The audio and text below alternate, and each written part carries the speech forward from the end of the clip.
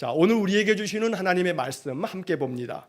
오늘 우리에게 주시는 하나님의 말씀은 역대하 30장 12절 말씀입니다.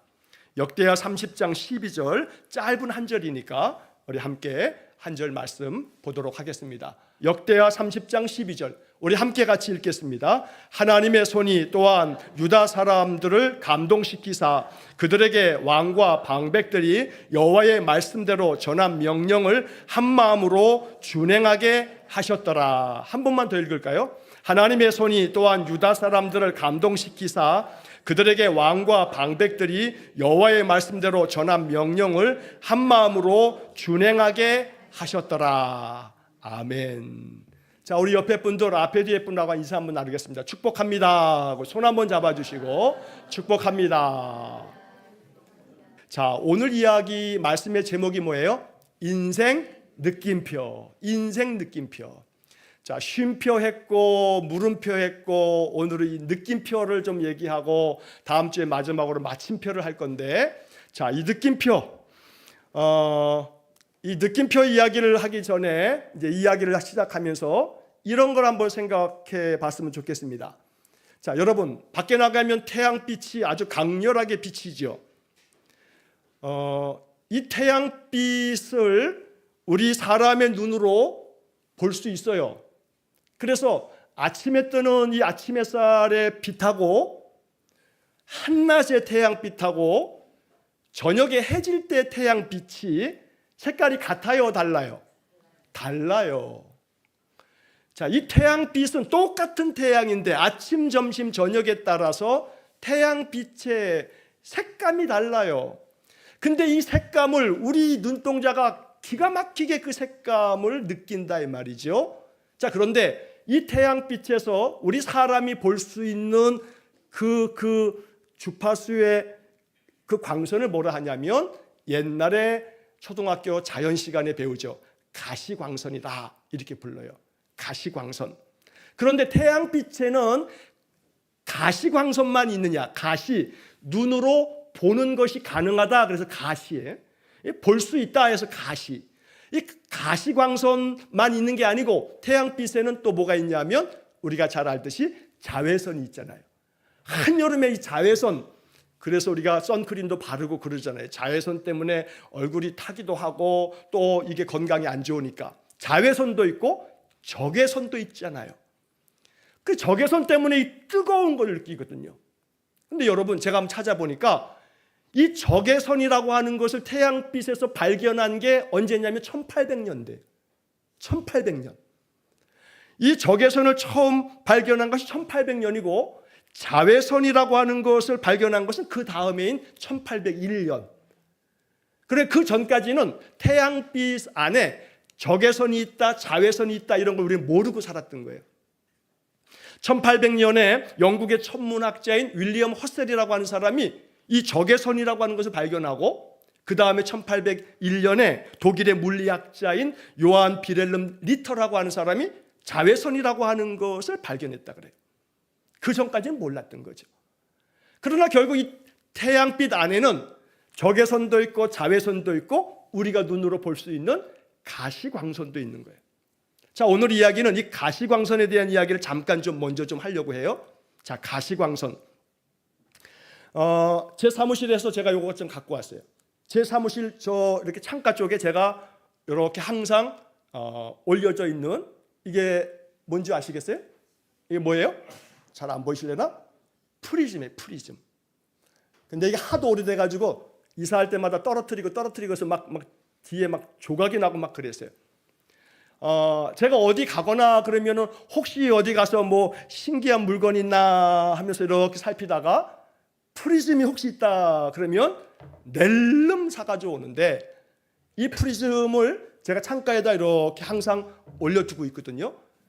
오후가 되게 되면 저쪽에 사무실 쪽이 서향이기 때문에 태양빛이 쫙 들어서기 시작하게 되면 오후 한 서너 시부터는 제 벽 쪽으로 해가지고 무지개가 예쁘게 빨주노초 파남보의 무지개를 제가 매일 보고 있어요. 그래서 일부러 제가 이 프리즘을 갖다 딱 무지개가 이렇게 비출 수 있는 각도로 이렇게 해서 매일 저는 무지개를 보고 있어요. 자, 이 프리즘 얘기를 잠깐 할게요. 이 프리즘은 태양빛을 꺾어요. 굴절이라고 하죠. 이 꺾은 다음에 꺾은 빛을 다시 또 그 다음 단계는 분산을 시켜요.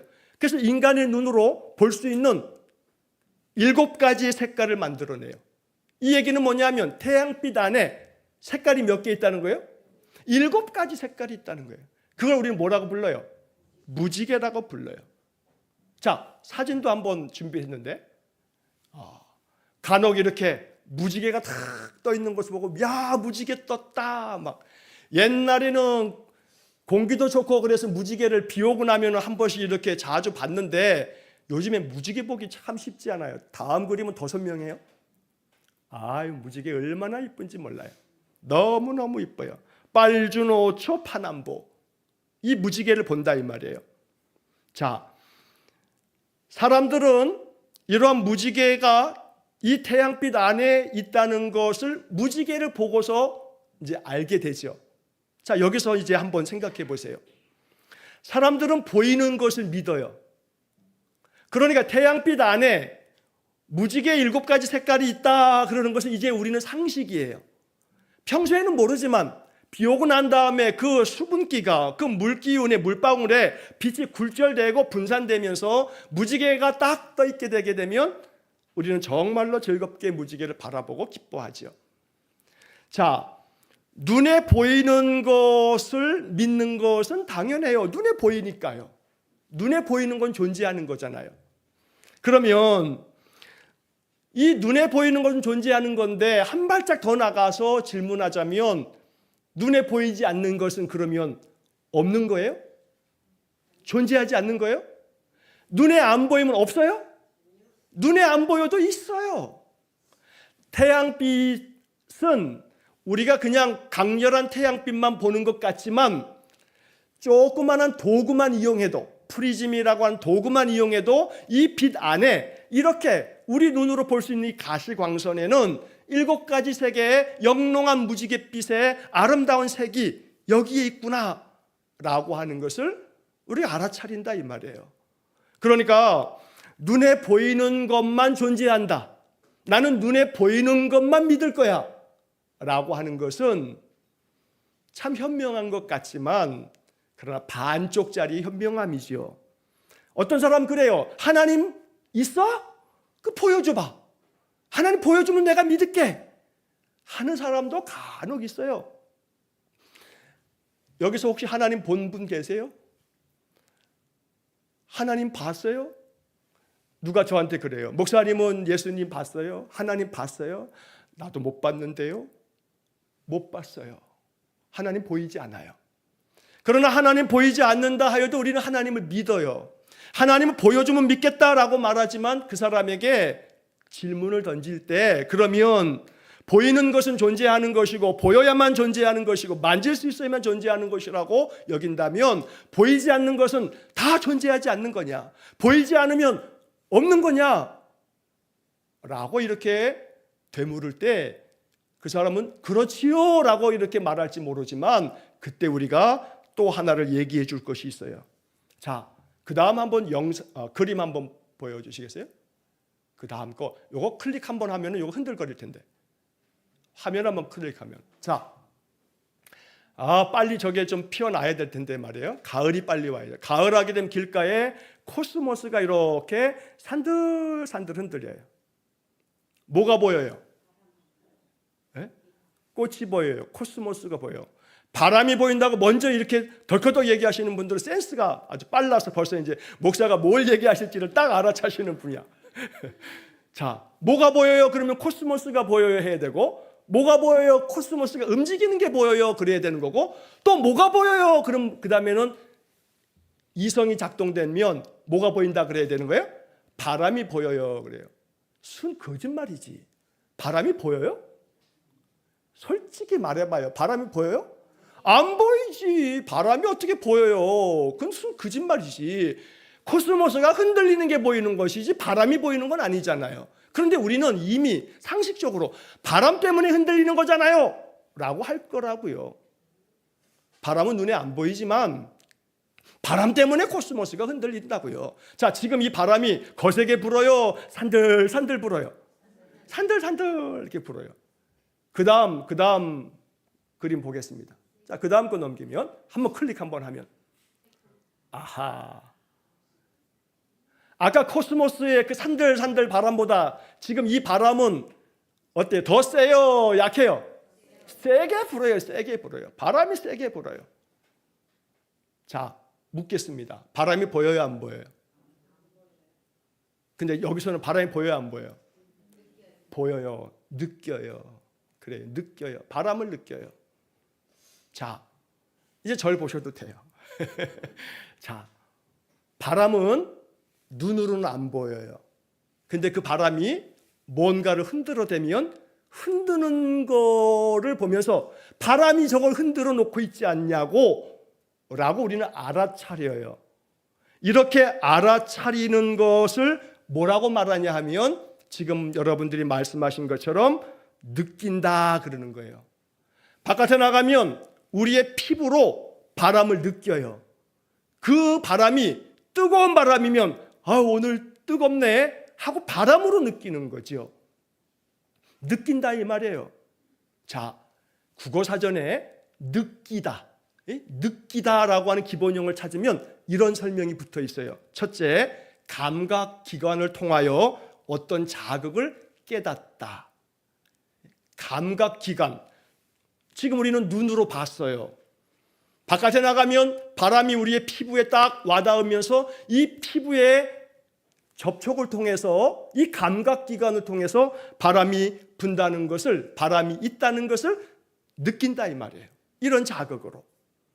또 두 번째 설명은 이런 설명이 되어 있어요. 마음속으로 어떤 감정 따위를 체험하고 맛보다.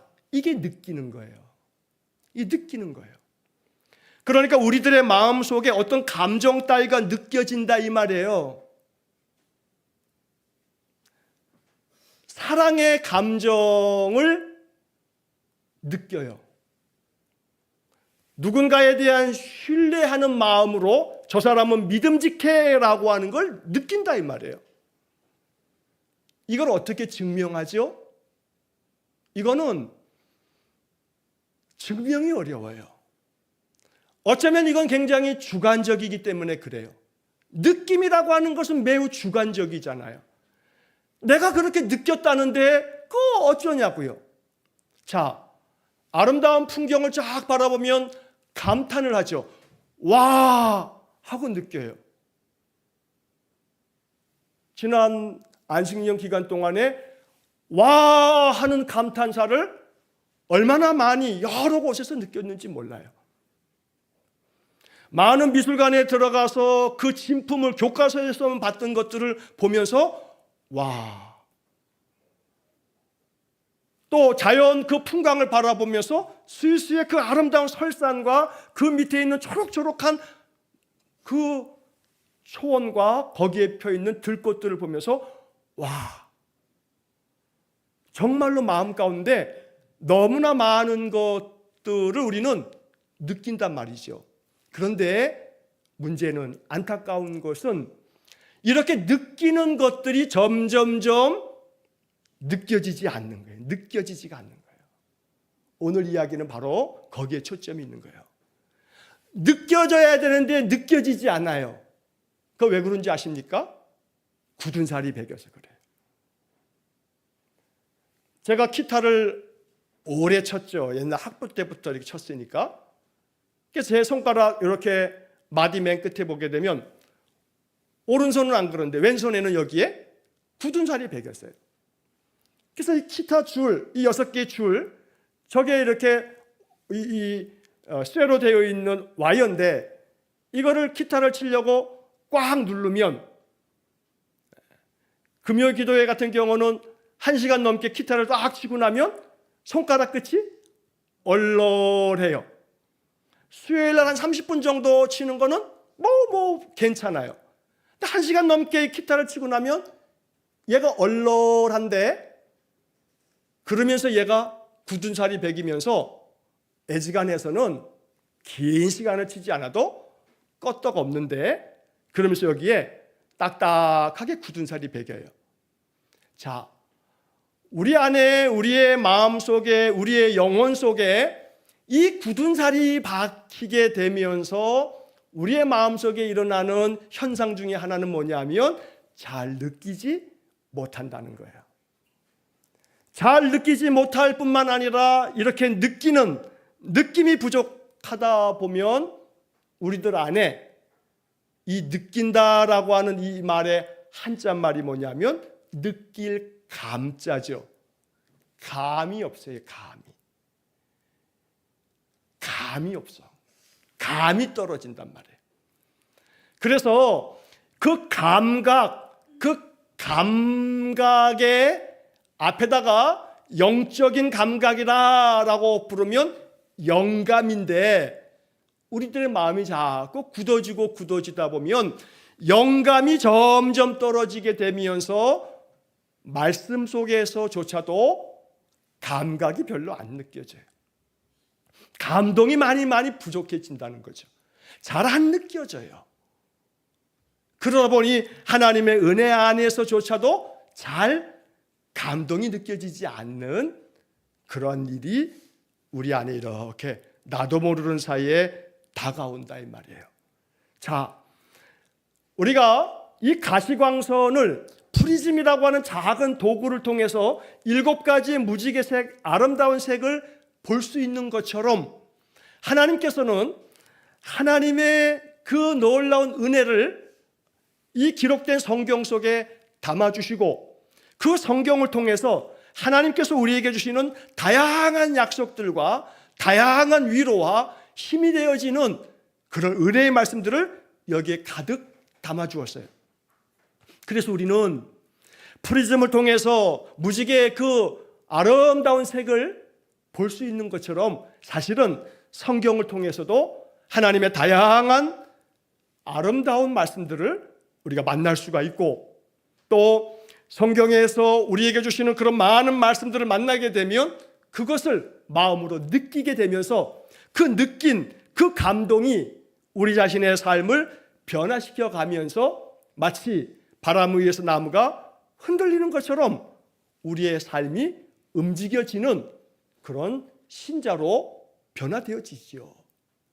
자, 무언가를 느끼고 느낀 걸로 인해서 움직임이 있으면 그걸 뭐라고 부르냐면 느낄 감자, 움직일 동자. 그러면 그걸 뭐라 그래요?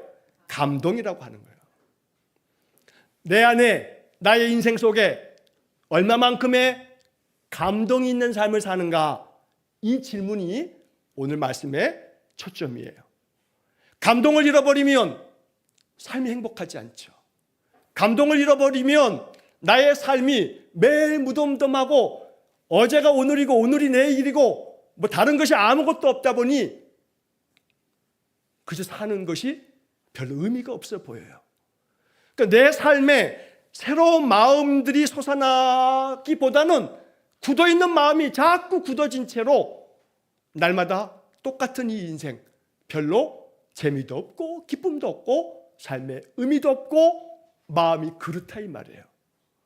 그래서 우리의 마음속에 회복되어야 할 매우 큰 것 중에 하나는 감동이 회복되어지는 것이 필요하다는 거죠. 여러분, 아침에 눈을 뜨시어서 하루를 시작하면서 내 일상의 그 하루하루의 작은 것들에 대해서 내 마음속에 새로운 것을 느낄 수 있어서 오늘도 똑같은 하루이지만 그 하루를 다르게 느낄 수 있다면, 다른 마음으로 내가 이 하루를 맞이하면서 이 하루하루 작은 것 하나하나를 그렇게 느낄 수 있다면 우리는 감동의 삶을 살게 될 거예요. 그런 사람이 그걸 잘 못해요. 잘 안 돼요. 그러다가 연약한 이 인생은 잃어봐야 그것에 대한 소중함이 느껴지는 거예요.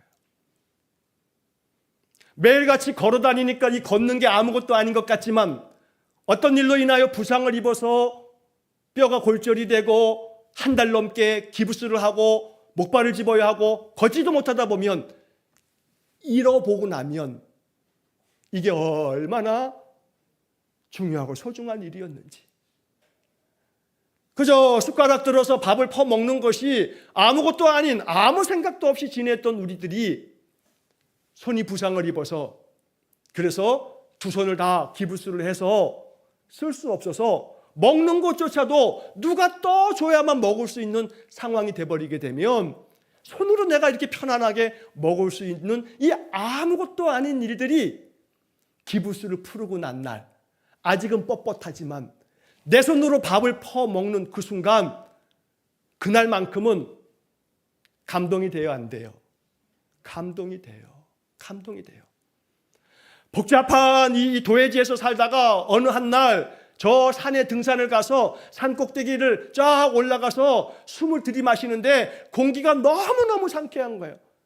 너무너무 이 상쾌한 공기에 기분이 너무 좋아요. 피톤치드라고 하나요? 그게 막 느껴져요.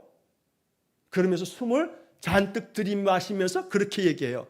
이거 비싼 공기야. 마음껏 많이 마시고 가야 돼. 하고서 그냥 숨을 막 크게 들이마시면서, 그러는 이유는 우리의 일상에 공기조차도 많이 오염돼서 상쾌한 공기를 마시는 것이 그렇게 좋은 것이 느껴지기 때문이죠. 자, 그렇다면 우리 일상의 삶에서 꼭 그렇게 잃어야만 소중함을 알게 되고, 없어져야만 그것이 얼마나 감사한 일인지 그렇게 느낀다라고 한다면 안타까운 일이죠.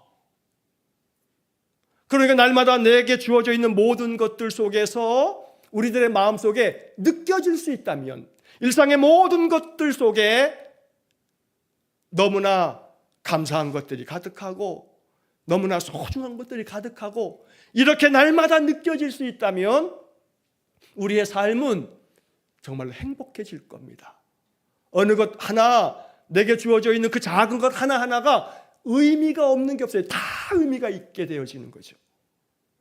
그런 점에서 내 일상의 삶에서 우리는 그런 마음을 가지면 좋은데, 그 마음이, 여러분 제가 아침 기도문에도 그런 기도문을 씁니다만, 내 마음인데 내 마음대로 돼야 안 돼요?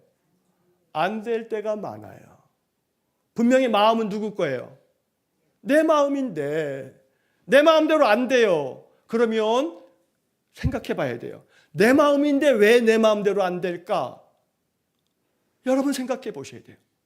내 마음인데 왜 내 마음대로 안 될까? 왜냐하면 이 마음이라고 하는 곳에 자꾸 에베소서에서 바울도 가르쳐 준 것처럼 마귀에게 틈을 주지 말라 한단 말이에요. 요한복음 13장에 보게 되면 마귀가 유다의 마음속에 예수를 팔 생각을 집어넣었다고 그런단 말이에요. 우리들의 마음속에는 어떤 생각이 들어와 앉아 있느냐에 따라서 마음이 내 마음인데 내 마음대로 안 되고 이 들어온 생각대로 움직여질 때가 많아요. 그러니까 우리의 감각기관을 통해서 어떤 자극을 깨닫는 게 느낀다고 했잖아요. 그러면 우리의 감각기관 속에 내가 자꾸 어떤 자극을 받아들일 때 내가 이 자극을 받아들이는 것에 의해서 내 마음이 내 마음대로 안 되고 엉뚱한 방향으로 가게 되는 경우가 많기 때문에 내 삶 속에서 정말 나의 삶이 더욱더 풍성하고 또 은혜로운 삶이 되어지기 위해서 나의 감각기관 속에 어떤 자극을 집어넣느냐라고 하는 결정을 누가 해야 하냐면 내가 해야 되는 거예요.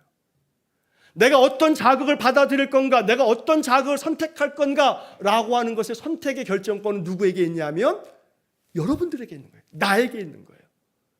그 자극에 의해서 우리들의 마음이 움직여지는 건데, 그 움직임 속에 무엇이 작동되는 거냐면 오늘 역대하 30장 12절에 여호와의 손이, 하나님의 손이 작동된다는 것을 말씀하고 있는 거예요. 그래서 인생의 느낌표라고 하는 이 제목 속에서 제가 함께 말씀 나누려고 하는 것은 뭐냐면, 나의 삶의 모든 것, 작은 일상 하나하나조차도 거기서 내 삶 속에 하나님이 느끼게 해주시는 자극을 받아들이면서 산다면 우리의 일상의 삶이 새롭게 보여질 거라 이 말이에요. 여러분, 이 역대하 말씀을 다시 한번 보겠습니다. 역대하 30장 12절에 보면 이 얘기는요, 이 역대하 30장의 이야기는 남유다의 13번째 왕인 히스기야 왕 때의 이야기예요. 그런데 역대하 30장을 1절서부터 여러분 쭉 한번 오늘 집에 가시면 읽어보세요. 어떤 얘기가 있냐면 히스기야 왕이 남유다 사람들에게 많은 종교적인 개혁을 이루면서 유월절을 회복합시다 그래요. 유월절을 다시 지킵시다 그래요. 오랜 세월 동안에 유다의 못된 왕들이 하나님이 유월절을 지키라고 명령했지만 율법을 다 팽개치고 유월절을 지키지 않았어요. 히스기야 왕이 유월절을 지킵시다 하고서 편지까지 써가지고 온 지파에게 보냈어요.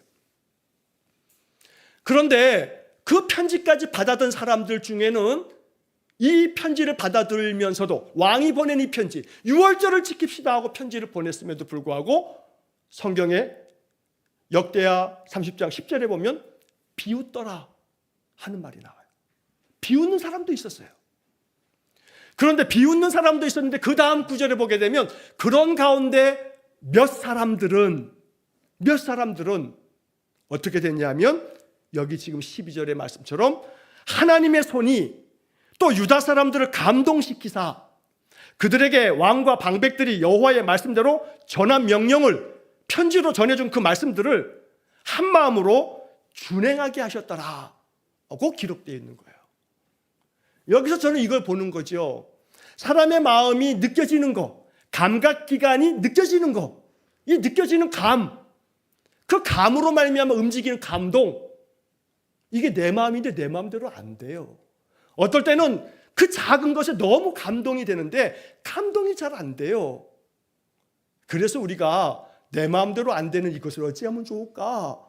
성경을 보다 보니 이 감동에도 하나님이 개입해 주시면 우리 인생에 많은 감동이 있겠구나, 많은 느낌이 있겠구나 라고 하는 것을 이 성경에서 발견하게 되는 거죠.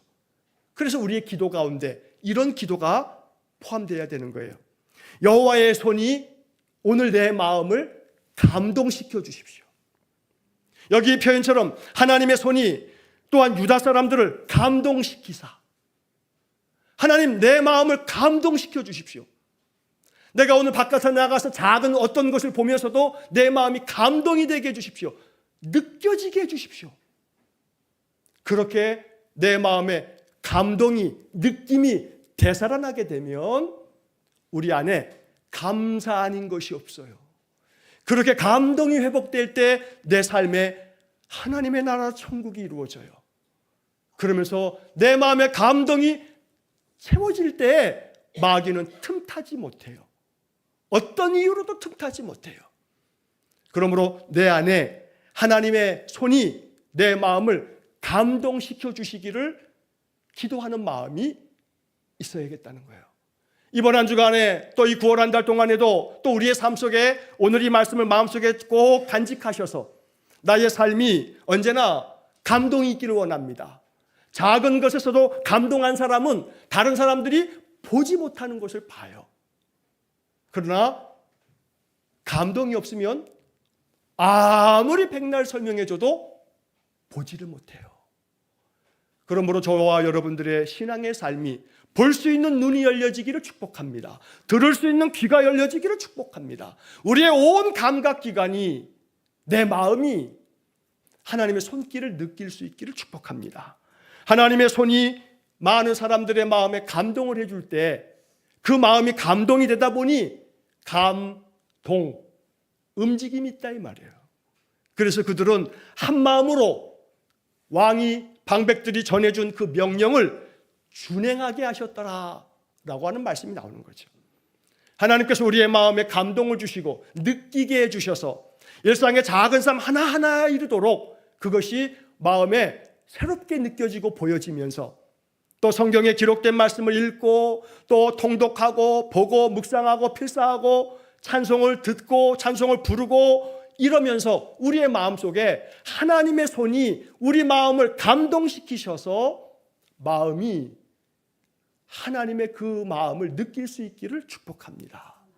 그로 인해서 우리의 삶 속에 부어지는 하나님의 놀라운 손길이 내 마음속에 고백될 만큼 그렇게 우리의 삶에 영적인 은혜가 충만하기를 간절히 축원합니다. 기도하겠습니다. 자비로우신 하나님, 똑같은 삶을 살아가지만 어떤 이는 하루를 시작하는 아침에 너무나 감동이 되어 새날을 맞이했다고 눈시울을 붉히며 내게 생명 주신 하나님 감사합니다 하며 또 하루의 삶을 그렇게 감동으로 받아들이건만 하루하루를 맞이하면서 우리의 마음에 감동이 너무나 굳어지고 굳어져서 하나님께서 내게 허락하신 많은 것 속에서도 감동을 느끼지 못하고 살 때가 많습니다. 자비로우신 하나님 간절히 원합니다. 하나님의 손이 우리의 마음을 감동시키시면 우리의 온 마음이 우리의 일상의 많은 것들을 너무나 많이 느끼게 되면서 그 속에서 하나님의 은혜를 발견하게 되고 그 속에서 하나님의 섭리를, 하나님의 뜻을 발견하게 되면서 우리의 인생이 더욱더 행복해질 줄로 믿습니다. 인생 느낌표를 많이 우리의 삶에 만들어가는 신자 되기를 원합니다. 작은 것 하나하나에서 하나님이 주신 약속의 말씀 속에서도 하나님이 우리의 마음을 어루만지사 감동하는 삶을 살게 해 주옵소서. 모든 것을 주님의 손에 의탁하옵고 예수님 이름으로 기도하옵나이다. 아멘. 우리 구주 예수 그리스도의 은혜와 하나님 아버지의 극진하신 사랑과 성령의 교통하심이 언제나 여호와의 손이 우리 마음 감동시키사 우리의 일상의 모든 삶에서 너무나 많은 것들을 새롭게 느끼며 그 속에서 풍성한 은혜를 발견하며 살아가기를 간절히 소원하며 기도하는 머리 숙인 귀한 성도들 위에와 저들 가정과 우리 성도들의 모든 산업 위에 주의 몸된 교회와 우리가 파송한 이종수 목사님과 그 선교 사역과 가정 위에 세상 열방 위에 영원토록 함께 하시길 축원하옵나이다. 아멘.